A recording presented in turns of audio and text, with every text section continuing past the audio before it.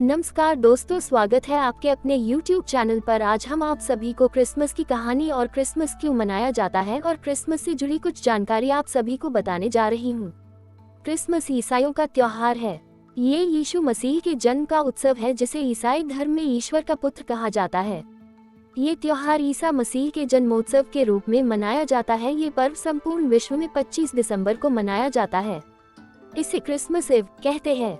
यहाँ हम आपको बताने वाले हैं कि क्रिसमस क्यों मनाया जाता है। इस दिन ईसाई समुदाय के लोग नए कपड़े पहनते हैं, चर्च में प्रार्थना करने के लिए जाते हैं। क्रिश्चियन समुदाय के लोग अपने घरों और चर्च को साफ करते हैं। क्रिसमस ट्री के पास इकट्ठा होते हैं, पूजा करते हैं और दुआ करते हैं। क्रिसमस ईसाइयों का सबसे महत्वपूर्ण त्योहार है। ईसाइयों के लिए क्रिसमस का महत्व और खुशी उतनी ही होती है जितनी हिंदुओं में दिवाली के पर्व पर और ईद पर मुसलमानों में होती है। ईसाई लोग इस उत्सव पर अपने दोस्तों और रिश्तेदारों को मिठाइयाँ और गिफ्ट्स भेजते हैं। हर घर में क्रिसमस केक बनाया जाता है। सभी माता पिता अपने बच्चों को उपहार व खिलौने दिलाते हैं। लोग अपने घरों को उज्जवल, रंगीन रोशनी और क्रिसमस पेड़ से सजाते हैं। क्रिसमस प्यार और शांति का त्योहार है और यह इंसान के जीवन को सुखी और सार्थक बनाने की सीख देता है। लेकिन क्या आप जानते हैं कि क्रिसमस डे क्यों मनाया जाता है और क्रिसमस की असली कहानी क्या है? क्रिसमस क्यों मनाया जाता है? 25 दिसंबर को ही क्रिसमस क्यों मनाते हैं?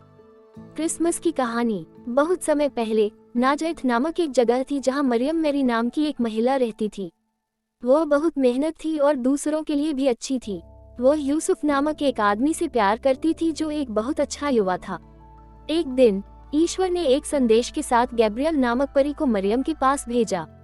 उसने उसे बताया कि ईश्वर लोगों की सहायता के लिए धरती पर एक पवित्र आत्मा भेज रहा है।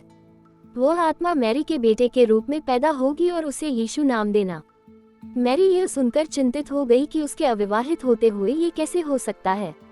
परी ने उससे कहा कि यह ईश्वर की तरफ से एक चमत्कार होगा, तुम्हें इसके बारे में ज्यादा सोचने की जरूरत नहीं है। उसने ये भी बताया कि एलिजाबेथ नाम के उसके चचेरे भाई जिनके बच्चे नहीं थे, वे जॉन बैप्टिस्ट नाम एक बच्चे को भी जन्म देंगे जो यीशु के जन्म के लिए रास्ता तैयार करेगा। ये सुनकर मैरी ईश्वर इच्छा से सहमत हो गई। वो एलिजाबेथ से मिलने गई और 3 महीने बाद वापस लौट आई।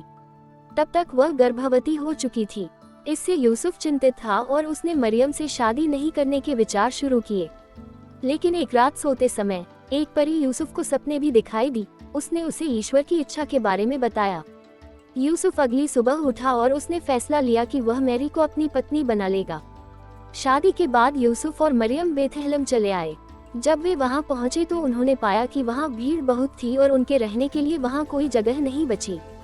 इसलिए उन्होंने एक जानवरों के खलिहान में रहने का फैसला किया। वहीं पर मरियम ने ईश्वर के पुत्र को जन्म दिया और उसे यीशु नाम दिया। ईश्वर ने यीशु का जन्म आकाश में एक उज्जवल सितारे द्वारा संकेतित किया।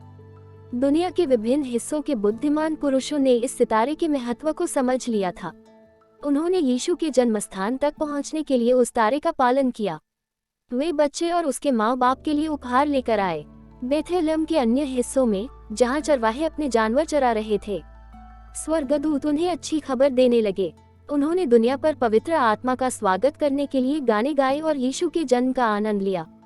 तब से इस दिन को क्रिसमस के रूप में मनाया जाता है। लोग यीशु मसीह के जन्म का जश्न मनाने के लिए मध्यरात्रि में चर्च जाते हैं, उपहार का आदान प्रदान करते हैं, कैरल गाते हैं, नए कपड़े पहनते हैं और हर्षोल्लास से क्रिसमस मनाते हैं। ये क्रिसमस की कहानी थी जिससे आप जान गए होंगे कि क्रिसमस क्यों मनाते हैं, क्रिसमस डे का महत्व, और आप यीशु के जन्म की कहानी भी जान गए होंगे। अगर ये कहानी आप सभी को पसंद आई तो प्लीज वीडियो को लाइक और चैनल को सब्सक्राइब करें। वीडियो को अंत तक देखने के लिए धन्यवाद।